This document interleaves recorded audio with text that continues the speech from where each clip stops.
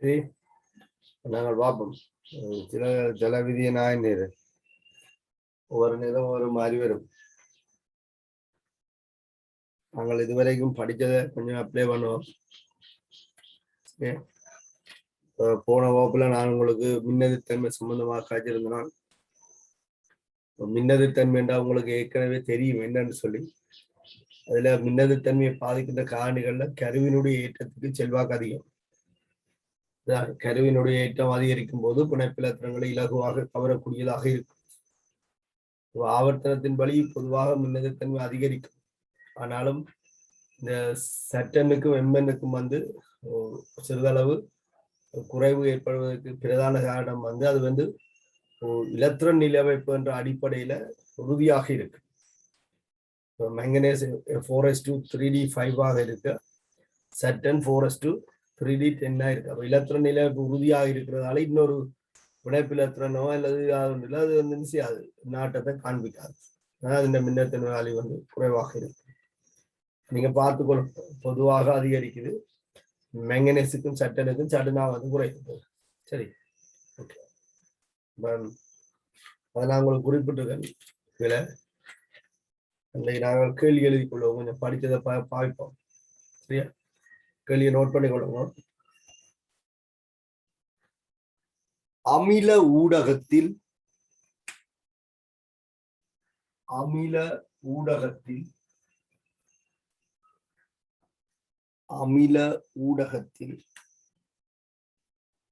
அதி உயர் ஒட்சியேற்றும் திறனை வெளிக்காட்டும்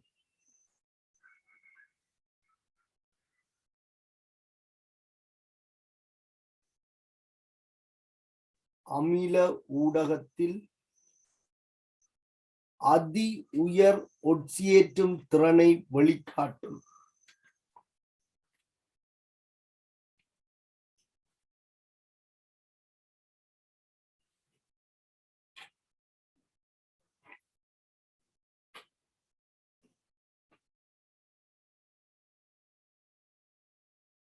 ஒட்சி அந்நியனை தோற்றுவிக்கும் எம் என்னும் மூலகத்தின்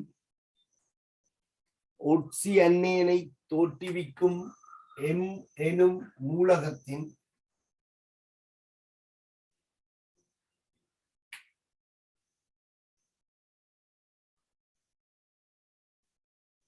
எம் என்னும் மூலகத்தின் மற்றொரு ஒட்சி அந்நியன்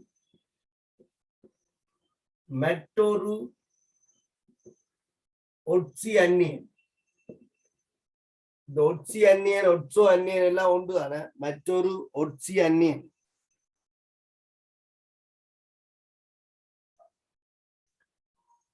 MO4 2- MO4 2- ஆனது MO4 2- ஆனது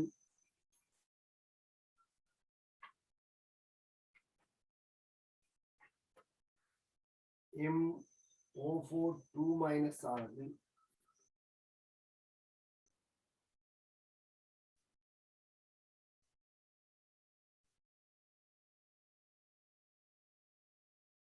MO4 2- ஆனது நீர்க்கரசலில் பச்சை நிறமுடையது.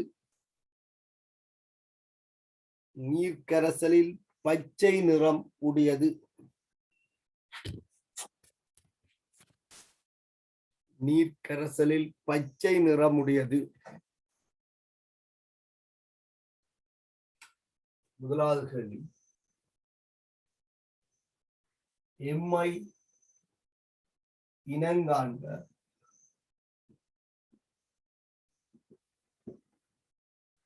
எம்ஐ இனங்காண்க.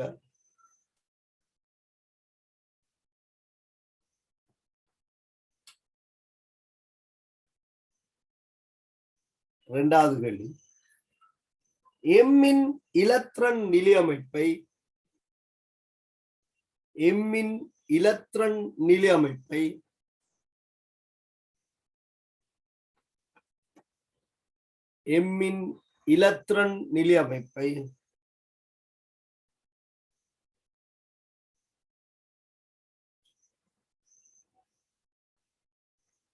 எம்மின் இலத்திரன் நிலையமைப்பை வளமையான 1:2:2 2p6 என்ற வடிவில் எழுதுக. வளமையான 1:2:2 2p6 என்ற வடிவில் எழுதுக.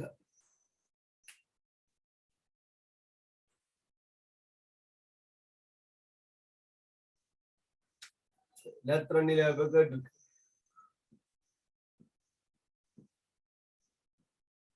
மூன்றாவது கேள்வி, அமில ஊடகத்தில்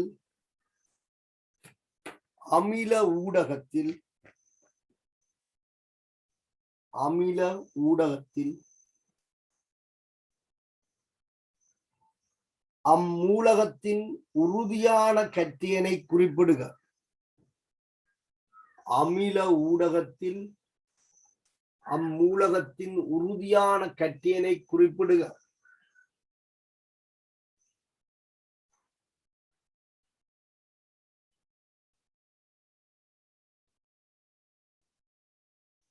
அமில ஊடகத்தில் அம்மூலகத்தின் உறுதியான கட்டியனை குறிப்பிடுக.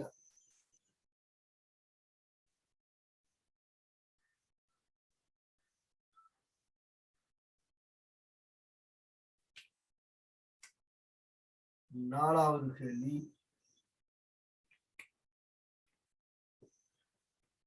நீர் மூன்றில் குறிப்பிட்ட கட்டியனை கொண்ட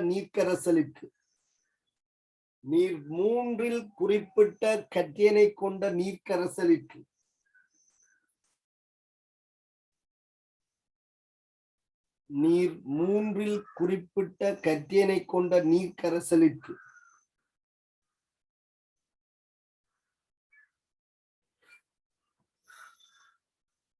சிறிதளவு ஐதான எண்ணெயை சேர்த்து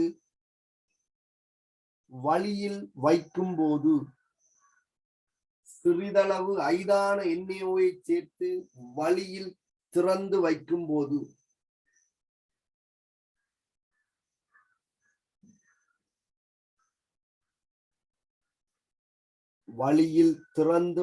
போது ஏற்படக்கூடிய நிறமாற்றத்தை குறிப்பிடுக.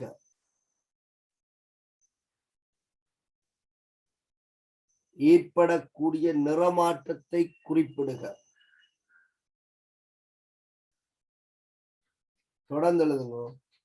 மேற்படி நிறமாற்றத்தை ஏற்படுத்த காரணமான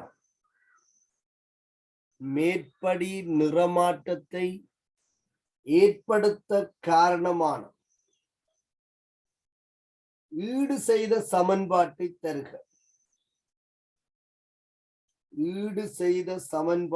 தருக.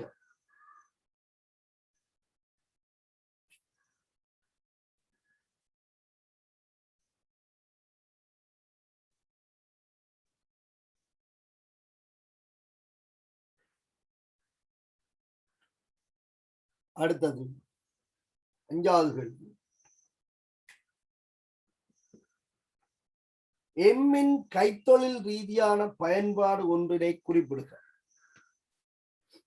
எம்மின் கைத்தொழில் ரீதியான பயன்பாடு ஒன்றினை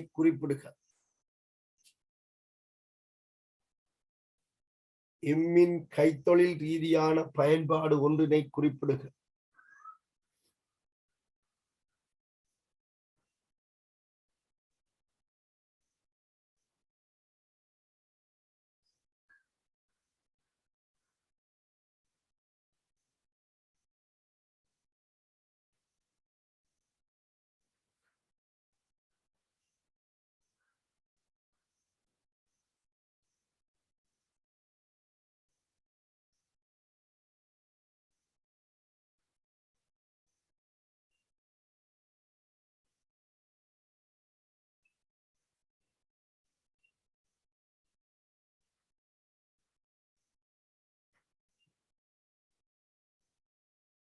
சரியா? இந்த டி குழுவை பொறுத்தவரையில இந்த மாதிரி இன்வெஸ்டிகேஷன் மெத்தட் கேள்விகள்லாம் பாரது. ஒரு மூலகத்தை அல்லது அதனுடைய சேர்வைகளை இனங்காண்றதுக்கு ஏதாவது ஒரு தரவுகள் தரப்படும். அதுக்கு பிறகு கேட்கிற கேள்விகள் எல்லாம் சர்வசாதாரண கேள்விகளாக இருக்கு. கண்டுபிடிக்கிறதான் பிரச்சனை. ஒரு மூலகம் எங்களுக்கு தெரிஞ்சால் இலத்திரன் நிலைப்படுத்துறது பிரச்சனை இல்லை. அந்த மூலகத்தின் அயன்கள் எங்களுக்கு ஏற்கனவே தெரியும், அது பிரச்சனை இல்லை. டி பிளாக்க பொறுத்தவரையில இப்படி நிறைய கேள்விகள் இருக்கு. இன்வெஸ்டிகேஷன் மெத்தட் என்று சொல்றது என்னன்னு சொன்னா, புலனாய்வு செய்கிற மாதிரி தான் இந்த கேள்வியில விட எடுக்கும். ஒரு ஆளை பற்றி ஒன்றுக்கும் மேற்பட்ட தகவல்களை சொல்லிக்கல, ஏதாவது ஒரு தகவலை வச்சுக்கொண்டு என்ன செய்யலாம், கண்டுபிடிக்கலாம். சக்தி டிவியில ஒரு ப்ரோக்ராம் போகும், முந்தி போன கிராண்ட் மாஸ்டர் அப்படின்னு சொல்லி ஒரு ப்ரோக்ராம் போகணும். என்ன ப்ரோக்ராமின் பேசிக் தீம் என்னண்டா, 21 கேள்வி கேட்கப்படும். நீங்கள்லாம் ஆளை நினைக்க போறீங்களே, உங்கள்கிட்ட 21 கேள்வி அந்த நபர் சார்பாக கேட்பார். நீங்கள் சரியா பதில் சொன்னா அந்த நபர் யாருன்றதை அந்த 21 கேள்விக்கு இடையில அவர் சொல்லுவார். அதான் அந்த இன்வெஸ்டிகேஷன் மெத்தட். இப்ப உலகத்தில இருக்கிற யாரை பற்றி நினைக்கலாம், பிரபல்யங்களை பற்றி அவருக்கு அவ்வளவு பிரபலங்களை பற்றியும் என்ன ஓரளவுக்கு மேக்சிமம் தெரிஞ்சிருக்கு. அப்ப உலகத்துல சடார்ந்து முதலாவது கேள்வி எந்த கண்டத்துக்குரியவர் என்று கேட்டால், அவற்றை கண்டம் எந்த உங்களுக்கு சரியா தெரிஞ்சா உலகத்துல உள்ள ஆக்கள்ல இருந்து அந்த கண்டத்துக்கு ஒடுங்கிடுவார். அடுத்த கேள்வி கேட்பினோம், சில இதுல அரசியல் ஈடுபாடுடையவரா அல்லது கலைகள்ல ஈடுபாடுடையவரா என்றால் நீங்கள் ஓமோ இல்லையோன்னு சொல்றதை பொறுத்து அது ஃபில்டர் பண்ணி கொண்டு வாருங்க. உலகத்துல எத்தனை கோடி பேர் இருக்கிறோம், ஒவ்வொரு கேள்விக்கும் பதில் சொல்ல சொல்ல ஃபில்டர் பண்ணி கொண்டு வந்தால் கடைசியில விளங்கும் இன்னாரத்தானே இன்னார் சொல்லியிருக்கேன். அந்த 21 கேள்விக்கு இடையில அந்த மூலகம் இன்னும் காணப்படும். எங்களுக்கு கணக்கு கேள்வி தேவையில்லை, ஏன்னா நாங்கள் படிக்கிறதே 10 மூலகங்கள். அதிலையும் ஆக்சிஜன் என்று சொன்னோன்னு நாங்கள் ஒடுங்கி எங்க வந்துடலாம், வெனேடியம், குரோமியம், மேங்கனீஸ்க்கு வந்துடலாம். நிறமுடைய ஆக்சிஜன் சொன்னதால நாங்கள் டி பிளாக்ல நிற்கிறோம். ஏன் பி பிளாக்லயும் ஆக்சிஜன் இருக்குதான். இந்த கேள்வியில பாருங்க, அமில ஊடகத்தில் அதி உயர் ஒட்சியேற்றம் திறனை வெளிக்காட்டும் ஆக்சிஜனை தோற்றுவிக்கும் என்றால் KMnO4 வரலாம். ஆக்சிஜன் தோற்று VO3 மைனஸும் ஆக்சிஜன் என்றால், CrO4 2 மைனஸும் ஆக்சிஜன் என்றால், Cr2O7 2 மைனஸும் ஆக்சிஜன் என்றால், MnO4 மைனஸும் ஆக்சிஜன் என்றால், MnO4 2 மைனஸும் ஆக்சிஜன். அப்ப ஆக்சிஜன் என்று சொன்னால் 10 மூலகங்களை பற்றியும் யோசிச்சு கொண்டிருக்க கூடாது. ஏன் டி தொகுப்பில் ஆக்சிஜனை தோற்றுவிக்கின்ற மூலகங்கள் குறைவு, அதிக உயர் ஆக்சிஜன்கள் இருக்கணும். என்ன அப்ப வெனேடியம், குரோமியம், மேங்கனீஸ் இந்த மூன்றுக்கும் தான் அமில ஆக்சைடுகளை பற்றி கதைச்சிருக்கு. இந்த மூன்றும் தான் ஆக்சோ அன்னியன்களை தரும். அதுல வெனேடியத்துக்கு ஒரே ஆக்சோ அன்னியன் தான் இருக்கு, VO3 மைனஸ், மஞ்சள் நிறம். அப்ப இருவேறுபட்ட ஆக்சோ அன்னியன்களை தோற்றுவிக்கிறார்கள் 2 பேர். பாருங்க, 10 மூலத்துக்கு 2 மூலத்துக்கு ஒடுங்கிட்டு, ஒன்று குரோமியம், ஒன்று மேங்கனீஸ். குரோமியத்துக்கு 2 ஆக்சோ அன்னியன் இருக்கு, CrO4 2 மைனஸ். இந்த ஃபார்மட் கிட்டத்தட்ட ஒத்து போகும், ஆனா அது மஞ்சள் நிறம், இங்க பச்சை நிறம் என்று சொல்லப்பட்டு. MnO4 மைனஸுக்கு 2 ஆக்சோ அன்னியன் இருக்கு, ஒன்று MnO4 சாரி Mnக்கு 2 ஆக்சோ அன்னியன், ஒன்று MnO4 minus, MnO4 2 minus. MnO4 2 minus வந்து என்ன பச்சை. ஆகவே இந்த M என்பது 3D தொடர்ல இருக்கிற மேங்கனீஸ் ஆக இருக்க வேண்டும். M என்பது 3D தொடர்ல இருக்கிற மேங்கனீஸ் சொல்றோம். ஆகவே மூலகத்தை நாங்கள் இனங்காணலாம். இப்படித்தான் இந்த மூலகங்கள் இனங்காணப்பட வேண்டும். இதுதான்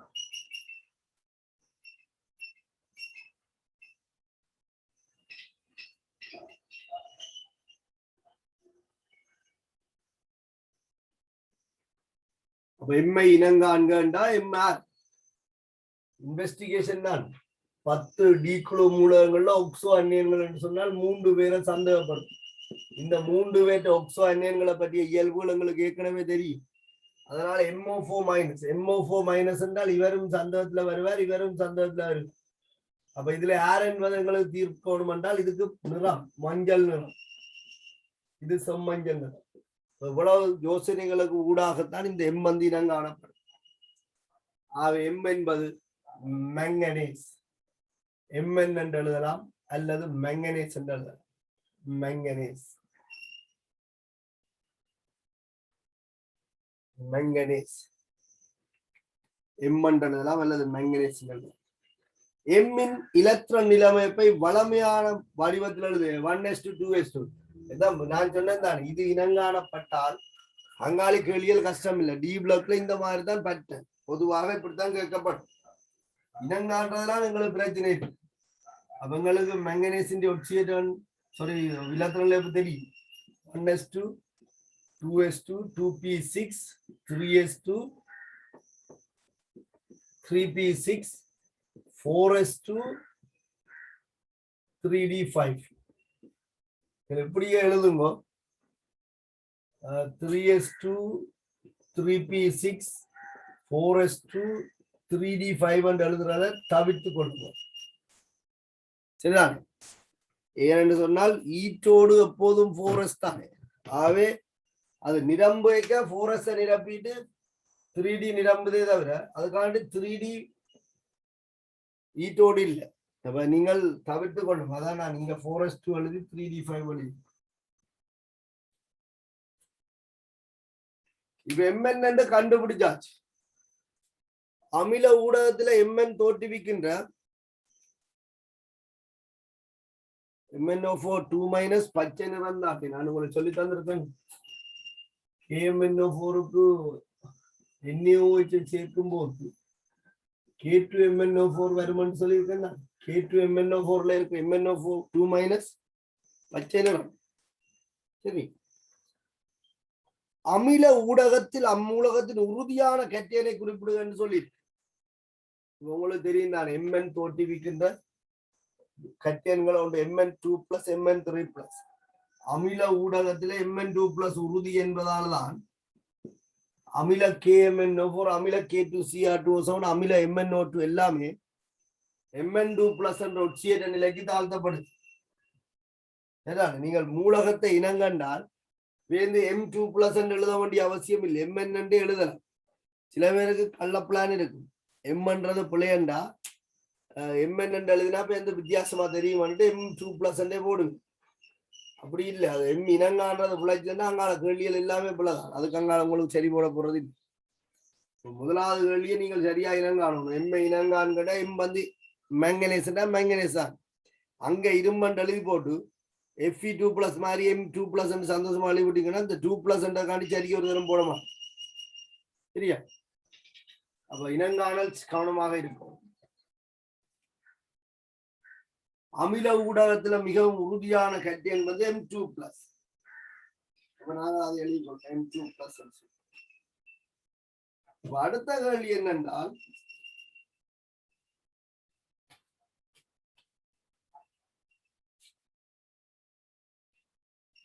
படிச்சதெல்லாம் ஒவ்வொரு இடத்துல ஒவ்வொரு மாதிரிதான் இனி வரப்போகுது. இந்த 2+ கட்டியனுக்கு ஐதான NaOH வழியில திறந்து வச்சால் என்ன அவதானம் என்று கேட்கணும். இப்ப நீங்கள் ஏற்கனவே படிச்சிருக்கிறீங்களா? தாள் ஒட்சியேற்ற நிலை ஹைட்ரோக்சைடு 3 பேரை பற்றி படிப்பிச்சிருக்கோம். ஒன்று Mn, மற்றது Fe, மற்றது CO. இவை தாள் ஒட்சியேற்ற நிலை ஹைட்ரோக்சைடுகள் உறுதி இல்லை.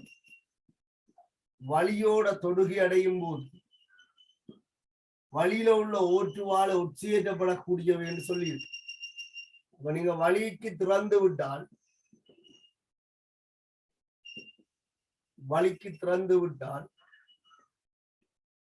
MnOH வந்து MnO2 ஒட்சியேற்றப்படும். அப்ப அவதானம் என்னென்று கேட்டால் வெள்ளை நிற வீழ்வடிவு கபில கருப்பு நிறமாக மாறும். இது அவதானம். வெள்ளை நிற வீழ்வடிவு கபில கருப்பு நிறமாக மாறும். இதுல சமப்படுத்தீங்கன்னா 2 MnOH வந்து 2 MnO2 ஒரு ஓட்டு. இதுல 2 நீர்வன் 2 MnOH வழியில உள்ள ஓட்டுவோடதாக்கி 2 MnO2 2 நீரையும் தரும். அவதானம் வெள்ளை நிற வீழ்வடிவு கபில கருப்பு நிறமாக மாறும். கபிலம் என்றும் போடலாம் என்று சொல்லி இருக்காங்க. கருப்பண்டும் கூட ரிசோர்ஸ் புக்ல சொல்லி இருக்கு. யாராவது கருப்பண்டு சொன்னால் நீங்கள் சரி கண்டுட்டு போகணும். ஆனா நீங்கள் கருப்பன்றதை தவிர்த்து கொள்ளுங்க. கருப்பு ரிசோர்ஸ்ல போடப்பட்டிருக்கு. கபில கருப்பண்டு எழுதினா தப்பிடுவீங்க. கபிலம் என்று எழுதலாம், கபில கருப்பண்டு எழுதலாம். கருப்பண்டு ரிசோர்ஸ்ல அந்த அப்ப எக்ஸாம் பேப்பர்ல கருப்பு நிறமண்டா இல்ல இல்லைன்னு சொல்லக்கூடாது. சரிங்களா? MnOH2 வந்து வெள்ளை நிறம். இது சில சந்தர்ப்பங்கள்ல மென்சுவப்பு நிறமாகவும் குறிப்பிடப்பட்டிருக்கு. நாங்கள் உண்மையை எழுதுறதுன்றதை விட எல்லாரும் ஏற்றுக்கொள்ளக்கூடிய மாதிரி எழுத வேண்டியா நீங்க ஸ்கீமில கூட பார்த்துருக்கேன். ஒரு இடத்துல மென்சுவப் பண்றது சரி என்று எடுத்திருக்கிறேன். MnOH2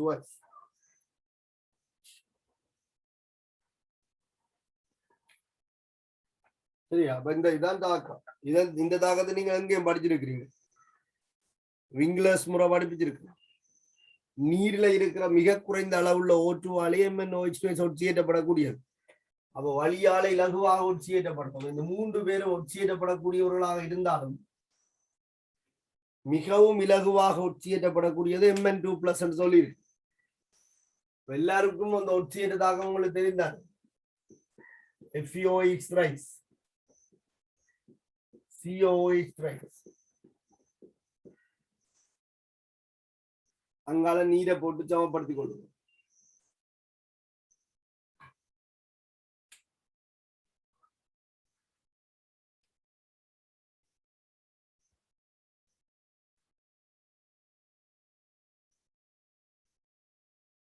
எம்மின் கைத்தொழில் ரீதியான பயன்பாடு ஒன்றினை தருக என்று சொல்லியிருக்கு. அப்ப எம்மின் கைத்தொழில் ரீதியான பயன்பாடு என்று கேட்டால் நீங்கள் ஊக்கியாக தொழிற்படுதல் என்று சொல்லி எழுதி கொள்ளலாம். இது ஊக்கியாக தொழிற்படுற சந்தர்ப்பங்கள்ல உலோகமும் தொழிற்படுற சந்தர்ப்பம் சேர்வைகள் சொல்லலாம். இப்ப நாங்கள் MnO2 தான் நாங்கள் என்ன செய்யறோம்? ஒட்சன் தயாரிப்புல வெப்ப பிரிகைக்கு ஊக்கியாக பயன்படுத்தலாம். கைத்தொழிலே அதன் பயன்பாடு என்று கேட்டால் ஊக்கியாக தொழிற்படல் என்று எழுதுவோம். மற்றது கலப்புலோக தயாரிப்புகளையும் பயன்படுத்தப்படுது. இதை நாங்கள் கைத்தொழில பிரதானமாக இது ஊக்கி.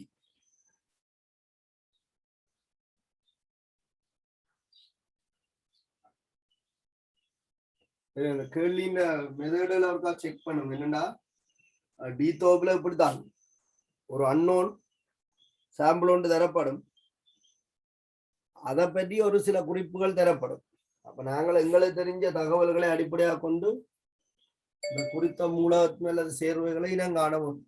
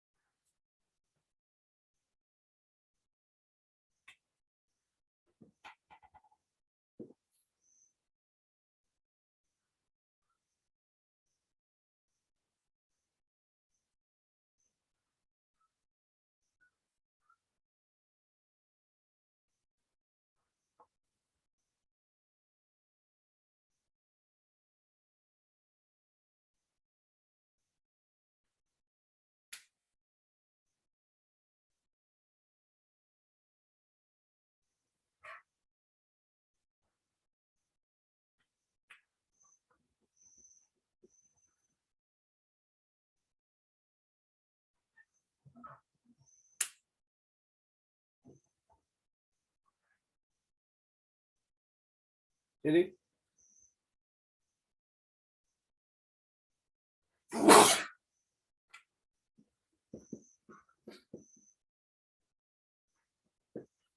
அதை சமப்படுத்தி வைங்க.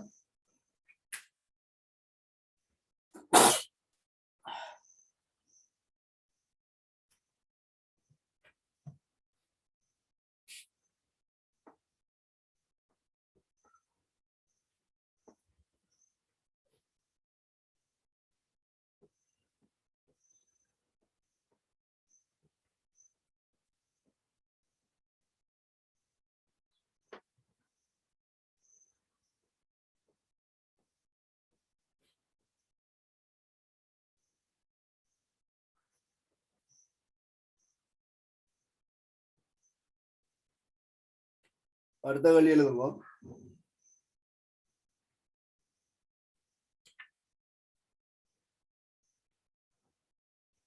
இரண்டாவது கேள்வி. 3D தொடரை சேர்ந்த இரு மூலகங்கள். 3D தொடரை சேர்ந்த இரு மூலகங்கள்.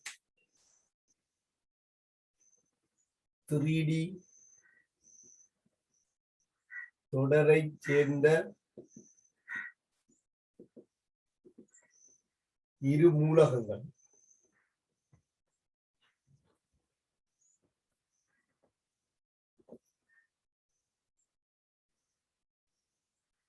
L, M ஆகும். L, M ஆகும்.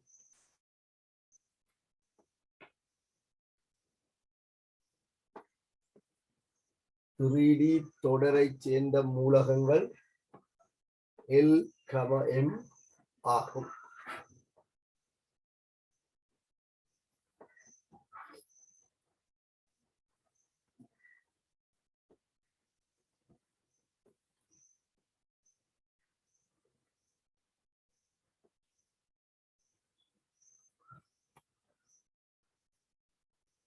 L2 பிளஸும் L2 பிளஸும் L2 பிளஸும் M3 பிளஸும் M3 பிளஸும் தனித்தனியே தனித்தனியே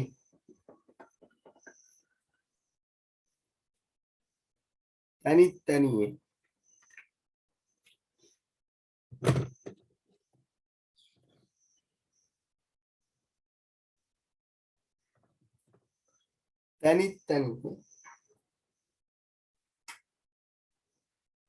5 சோடியற்ற இலத்திரன்களை கொண்டுள்ளன. 5 சோடியற்ற இலத்திரன்களை கொண்டுள்ளன. சோடியற்ற இலத்திரன்களை கொண்டுள்ளன.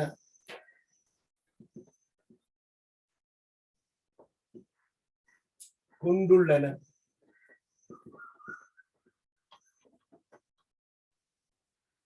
5 சோடியற்ற இலத்திரன்களை கொண்டுள்ளன.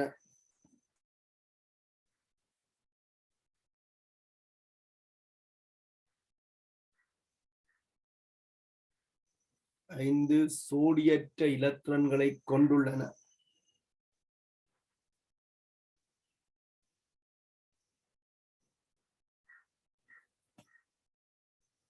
இதுதான் தகவல். முதலாவது கேள்வி. L, M-னை இனங்காண்க. L, M-னை இனங்காண்க. L, M-னை இனங்காண்க.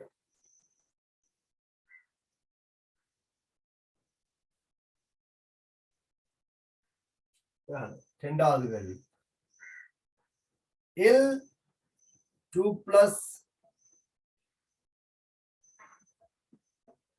L2 பிளஸும் M3 பிளஸும்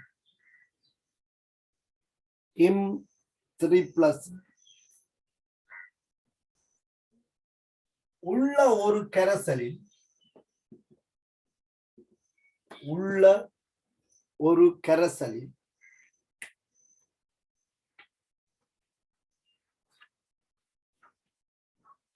M2 பிளஸும் L2 பிளஸும் M3 பிளஸும் உள்ள ஒரு கரைசலில் இரு அயன்களும் இருப்பதை எவ்வாறு உறுதிப்படுத்துவீர்?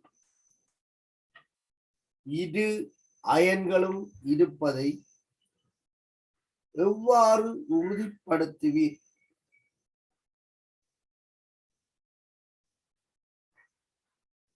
இரு அயன்களும் இருப்பதை எவ்வாறு உறுதிப்படுத்துவீர்?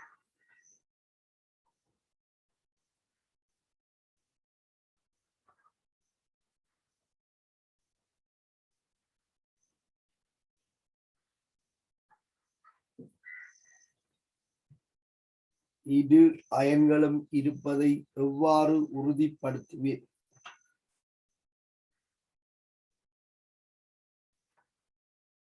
அடுத்தது L2+ ஆனது L2+ ஆனது L2+ ஆனது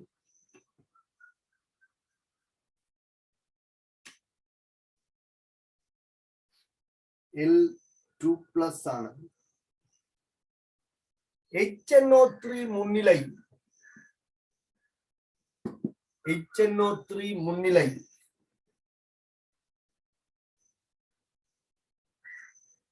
L2+ ஆனது HNO3 முன்னிலை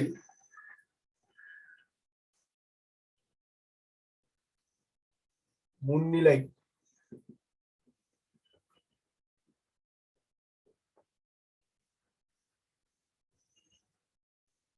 LO4 மைனஸ் ஆக LO4 மைனஸ் ஆக ஒட்சியேற்றப்படுகின்றது. LO4 மைனஸ் ஆக ஒட்சியேற்றப்படுகின்றது.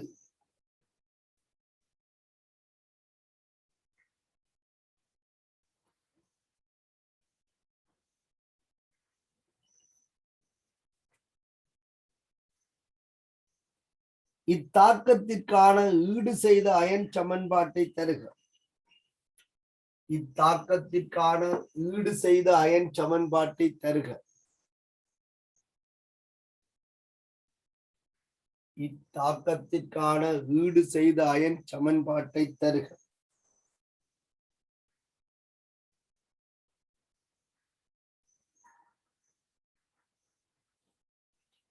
இத்தாக்கத்திற்கான ஈடு செய்த அயன் சமன்பாட்டை தருக.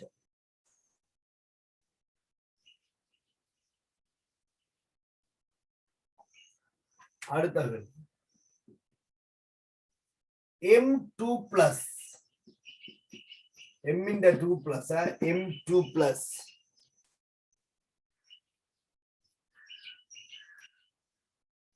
M2+,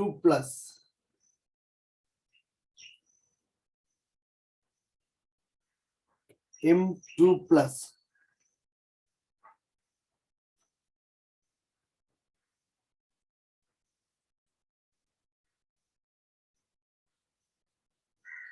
M2+,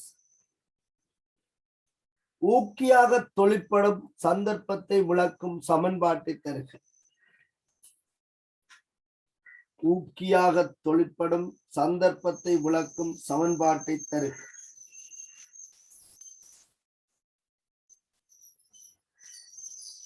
இது L2+, M2+ L2+,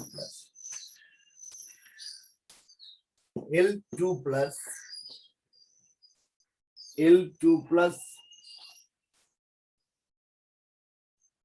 ஊக்கியாக தொழிற்படும் சந்தர்ப்பத்தை விளக்கும் சமன்பாட்டை தருக.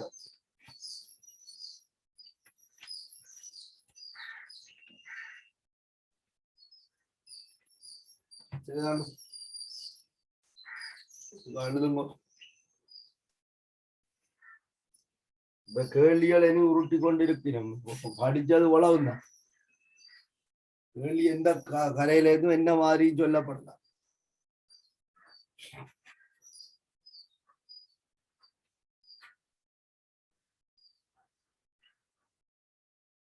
இப்ப நீங்கள் படிச்ச அவ்வளவு தகவலும் உங்களுக்கு தெளிவா ஞாபகத்துல இருக்க வேணும்.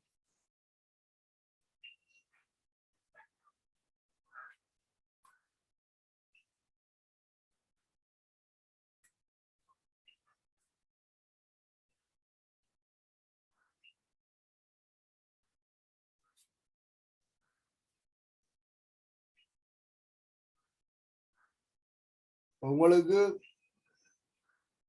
ஹெட்டேன் தந்தால் முதல்ல இலத்திரன் நிலையமைப்பை கருத்துல உள்ளோம். உண்மையில உங்களுக்கு விளங்கப்படுத்தணும்னா முதல் 3D மூலகங்கள்ட்ட இலத்திரன் நிலையமைப்பை பற்றி கதைக்கணும்.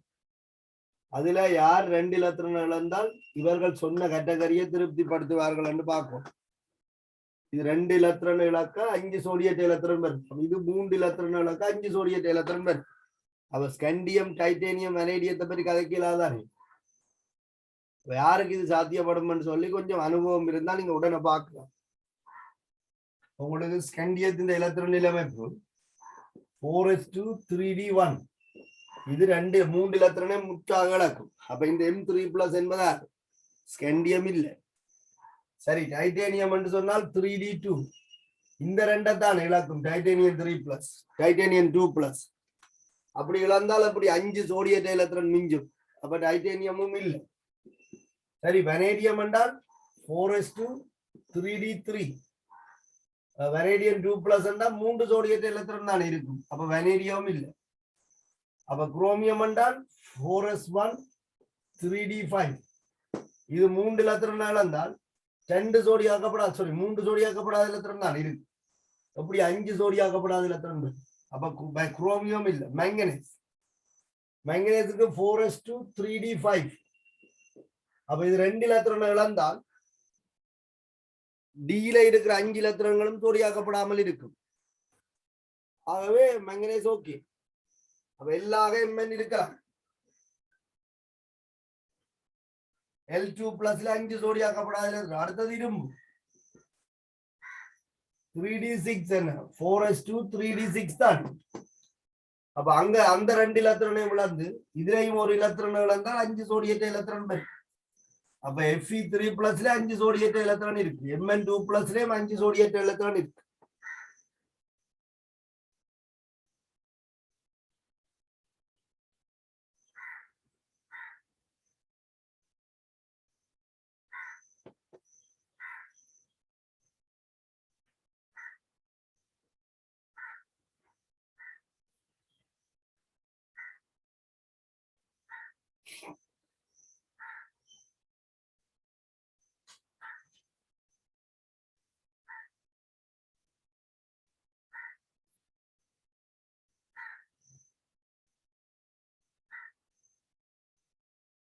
சரியா?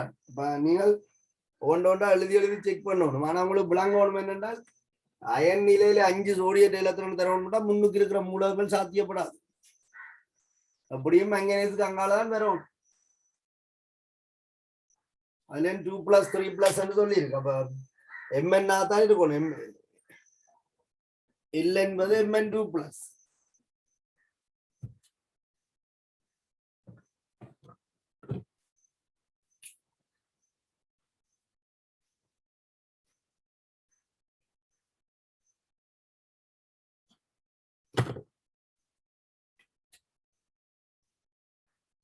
ஆகவே மூலகத்தை நாங்க இங்க கேட்டது மூலகம் தான். எல்லையும் எம்ஏம் தான் என்ன காண சொல்லி.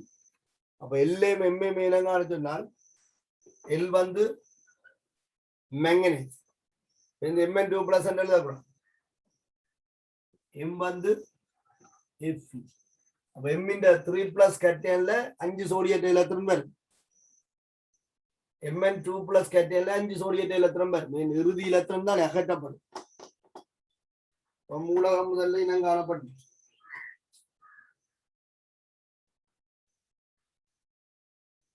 இனங்கானது இப்படித்தான். சொன்ன தகவல்களை செக் பண்ணி பார்க்கணும். யாருக்கு சாத்தியப்படுது, யாருக்கு சாத்தியப்படு. விரும்பினா 10 மூலத்துக்கும் இலத்திரன் எழுதி போட்டு 2 இலத்திரனையும் 3 இலத்திரனையும் அகற்றி பார்க்கிறானே யாருக்கு 5 சோடியேட் இலத்திரன் வருது.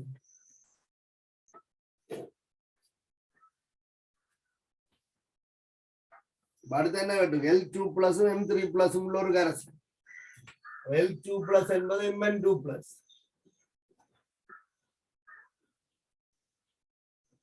M3+ என்பது Fe3+. இந்த ரெண்டையும் கொண்ட கரைசல்ல இருந்து 2 பேரையும் இனங்காணும். இந்த 2 இருக்கு என்பதை எவ்வாறு உறுதிப்படுத்தின வேண்டும் கேட்டு. அப்ப Mn2+ Fe3+. அது அடுத்த தாக்கம் இருக்கு பாருங்க. L2+ ஆனது HH3 முன்னிலே LO4- ஆக உச்சியேற்றப்படுவதற்கான தாக்கம் சொல்லி அதுதான் எங்களுக்கு இப்ப துருப்பு. Mn2+க்கு HNO3 சேர்த்து PbO2 தொழிற்பட விடும்போது ஊதா நிறம் அவதானிக்கப்படும். அதை வச்சு நாங்கள் வேறுபடுத்தலாம். ஊதா நிறம் அவதானிக்கப்படும். Fe3+ என்று சொன்னால் இதுக்கு நிறைய சோதனை இருக்கு. நாங்கள் இன்னும் படிக்கல, கட்டியன்களுக்கான பண்புறவு படிக்கல. சொல்றேன், சும்மா விளங்கிக் கொள்ளுங்க. Fe3+க்கு இப்படி ஒரு சோதனை பொருள் இருக்கு, ஃபெரஸ் சயனைட் என்று சொல்லி. அவசரம். இதுல O- இதுல ஒட்சியரன் சக 2. சரியா? இதுல ஒட்சியரன் சக 2. சக 2 ஒட்சியேட்டனுடைய இந்த சிக்கலுக்கு சக 3 கட்டியனை சேர்த்தால் உங்களுக்கு இப்படி ஒரு விளைவு.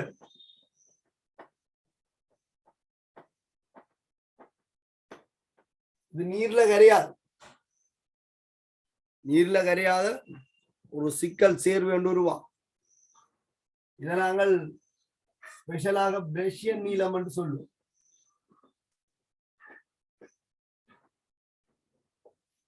ஃபெரசோஃபெரிக் சயனைட் என்று சொல்றோம். Fe3+க்கான சிறப்பு சோதனை சும்மா எழுதி வச்சு கொள்ளுங்க. ப்ரோவா Fe3+க்கு HCN- ஒரு அந்நியனை சேர்க்கும் போது குருதி சிவப்பு நிறம் தோன்றும். FeHCN thrice என்று சொல்லி வீழ்வடிவு என்று சொல்லலாம். குருதி சிவப்பு.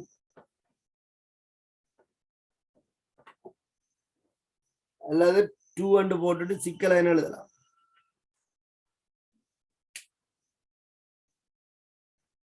நீங்கள் இப்ப உங்களால வேறுபடுத்தக்கூடியது NaOH ஹைட்ரோக்சைடுகள், அமோனியம் ஹைட்ரோக்சைடு.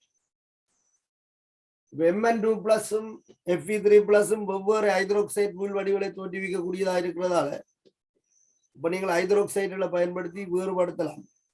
ஆனால் ரெண்டையும் கொண்ட கரைசல் என்று சொன்னால் ஒரு கரைசலுக்கு 2 இருக்கு. இதுக்குள்ள நீங்க NaOH சேர்க்க MnOH வெள்ள வீழ்வடிவு, FeOH ரைஸ் கபிலம். அந்த கபிலம் வெள்ளை என்ன செய்யும்? மறைக்கும். அப்ப எங்களால் என்ன செய்யலாம்னு சொன்னால் உண்மையா சரியான முடிவுக்கு வரையலாம். Mn2 அதுக்கு தான் நான் என்ன சொன்னாலும் இந்த தாக்கத்தை போட்டால் Mn2+ தான் MnO4- வரும். Fe3+ இருந்தாலும் அப்படி வராது. ஆகவே இந்த ஊதா நிறம் தோன்றிட்டு அடுத்த கதைக்கு இடம் இல்லை, வந்தது MnO4-. ஆகவே அங்க Mn2+ இருக்கு. இந்த Mn2+க்குள்ள Fe3+ கன்ஃபார்ம் பண்றதுக்கு இதான் சோதனை. Mn2+ இதுகளோட சேர்ந்து என்ன செய்யாது? இந்த நிறத்தை தராது. ஆகவே நாங்கள் தனித்துவமான நிறங்கள் போய் நாங்கள் பண்புறவு படிக்கத்தானே வரும். அதுல நாங்கள் பார்த்துக் கொள்வோம், எழுதி வச்சுக் கொள்வோம். Fe3+க்கு HCN- குருதி சிவப்பு நிற வீழ்வடை வரும். இதை கரைசலாகவும் எழுதலாம்.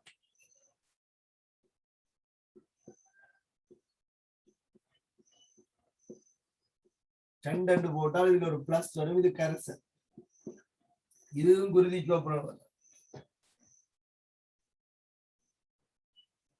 இதுல 1 போட்டா இதுல 2+ வரும், அதுவும் கரைசல், குருதி சிவப்பு.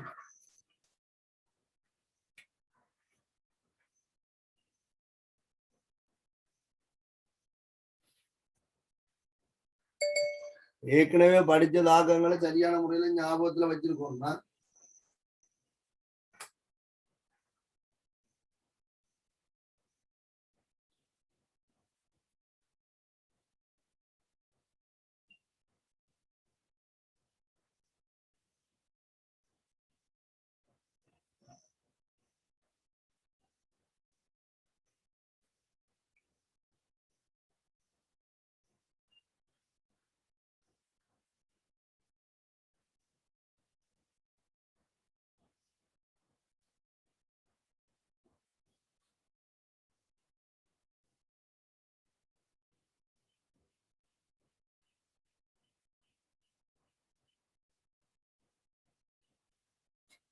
உங்களை அடுத்த வேலை கேட்டு இருக்குது தாக்கத்தை தெரிஞ்சு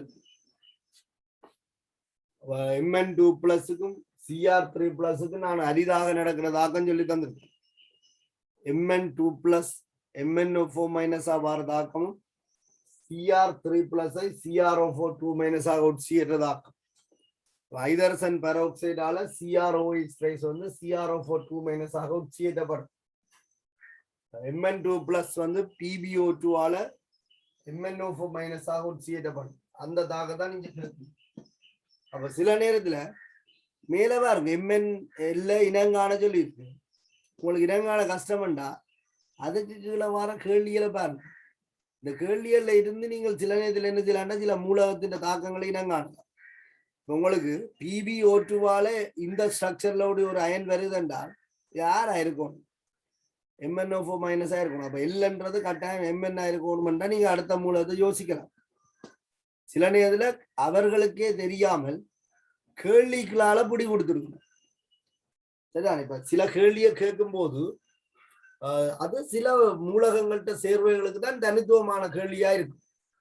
அவன் மேலே என்ன செய்யணும்னு சொன்னால் கொஞ்சம் தகவலை தந்துட்டு உங்களோட மூலகத்தை என்ன காண சொல்லிவிடும். எங்களுக்கு சில இதுல குழப்பமா இருக்கு. அப்ப நாங்கள் விடையெடுக்க முன்னு அந்த பகுதியில இருக்கிற அத்தனை கேள்வியும் வாசிச்சால் கேட்கிற கேள்விகளை இருந்து சில நேரத்துல எங்களுக்கு தெரியுமா இது இந்த மூலகத்தின் இயல்பு ஆவைவர் சொன்ன அந்த மூலகம் இதாத்தான் இருக்க வேணும், இதா இருந்தாதான் இந்த கேள்வி இப்படி இருக்குமென்னு சொல்லி பார்க்கலாம். உதாரணத்துக்கு நான் உங்களுக்கு சொல்லியிருக்கேன், எண்ணெயோவை சேர்த்து வழியில திறந்து வைக்க இந்த அவதானம் வரும் என்றால் இந்த மாற்றத்தை கொடுக்கக்கூடிய மூன்று பேர் தான். ஒன்று Mn2 plus Fe2 plus CO2.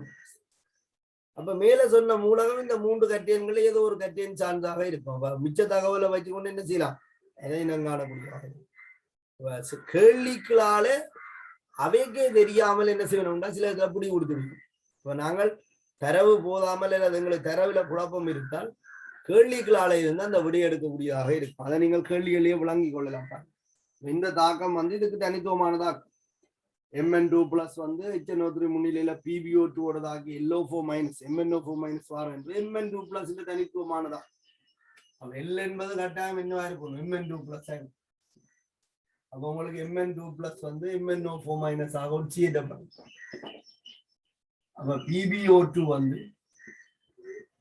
Pb2 plus ஆகத்தான். இதுக்குரிய அறியவன் தாக்கங்கள் எழுதி நீங்கள் சமப்படுத்திக் கொள்ள. சரி,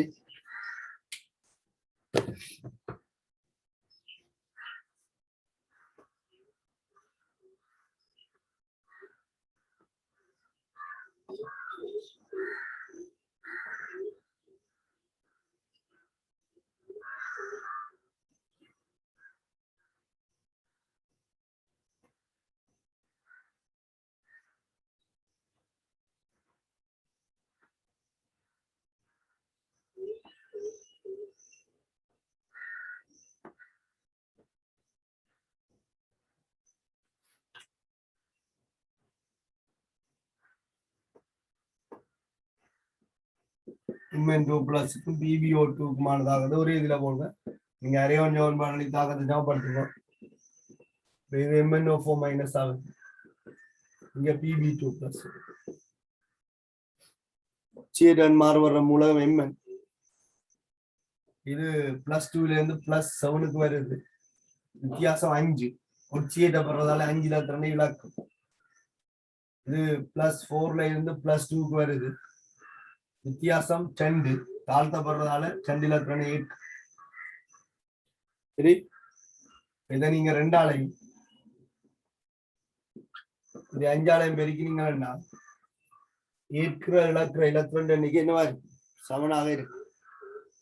Mn2 பிளஸுக்கும் PbO2க்கும் B சமானம் வந்து இனி நீங்கள் ஒட்சனை ஜாமப்படுத்துறதுக்கு நீரையும் ஐதரசனை ஜாமப்படுத்துறது H பிளஸையும் பாவிக்கும். இதுல வந்து 8 ஒட்சன் இருக்கு, இதுல 10 இருக்கு. ஆகவே விளைவின் பக்கம் 2 நீரை சேர்ப்பாங்க. தாக்கில 4 ஐதரசன், விளைவுல 4 ஐதரசன் இருக்கு. ஆகவே 4 H பிளஸ் இருக்கு. விரும்பினால் நீங்கள் இதை தாக்க சேர்வையாக எழுதிடலாம். உங்களுக்கு Mn2 பிளஸ் R சொல்லிட்டேன். அது Mn குளோரைட் Mn சல்பேட் அப்படி என்று இருந்தால் அது உங்களை அந்நியன் பேர். இதுக்கு பதிலாக HNO3 போட்டு PbO2 வந்து Pb2 பிளஸ் ஆவார். சரிதானே? அப்ப நீங்கள் இங்கேயும் அந்நியனை போட்டு இதுக்கும் HNO3 போட்டீங்கன்னு சொன்னால் விளைவு எழுதலாம், தாக்க சமன்பாடா எழுதலாம். அதுல உங்களுக்கு பிரச்சனை இல்லை தான்.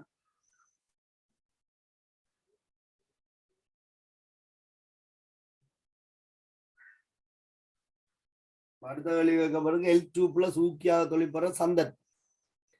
உங்களுக்கு நான் L2 பிளஸ் என்ன இப்ப கண்டுட்டீங்க, L என்பது தெரியும், Mn2 பிளஸ் ஒரு தாக்கம் ஒன்று படிப்பிச்சிருக்கேன். ஒக்சலேட்டுக்கும் KMnO4க்குமான தாக்கத்துல உருவாகிற Mn2 பிளஸ் வந்து ஊக்கியாக தொழிற்படுதுன்னு சொல்லி இல்லையா?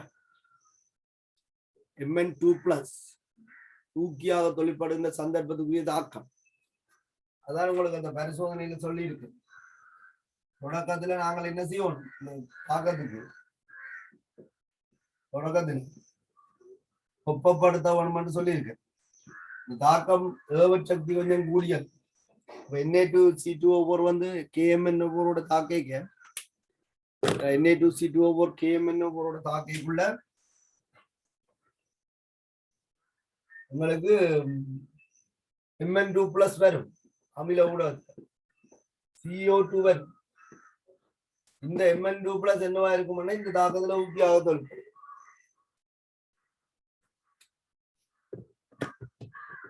சரியா? அப்ப நீங்க விளங்கி கொடுங்க. KMnO4 இருக்கிற MnO4 minus Mn2 plus CO2 ஆகும். இந்த Mn2 பிளஸ் ஊக்கி அப்ப நீங்க இந்த தாக்கத்தை ஞாபகப்படுத்துறாங்க. இதுல 5ம் இதுல 2ம் போட்டீங்கன்னா தேவைப்பட்ட அமில ஊடகம் தேவைப்பட்டா போடுங்க. இந்த 10 Na பிளஸ் 2K பிளஸ் ஒட்சனை பாத்தீங்கன்னு சொன்னால் இதுல 10 CO2 போடுவீங்க, இதுல 2 Mn2 பிளஸ், அங்க 20 ஒட்சிஜன் இருக்கு, இதுல 20 இதுல 8, உழவில 8 நீர் போடும், 16 ஹைட்ரஜன் இங்க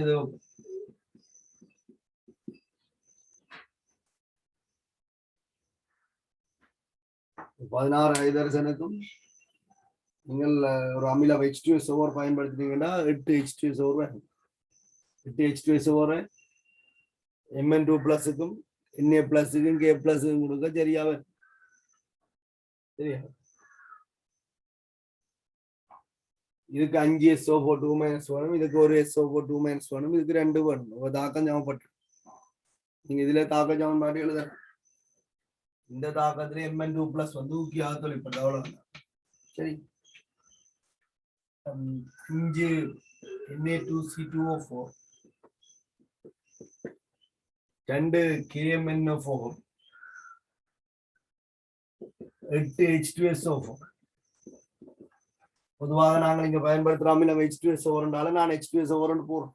8 H2SO4 விளைவில 2 MnSO4 வரும், 10 CO2 வரும், 8 நீர் வரும், 5 Na2C2O4 வரும், 5 Na2SO4 வரும், 1 K2SO4 வரும். தாக்கத்தை நீங்கள் சமப்படுத்துவீங்களா?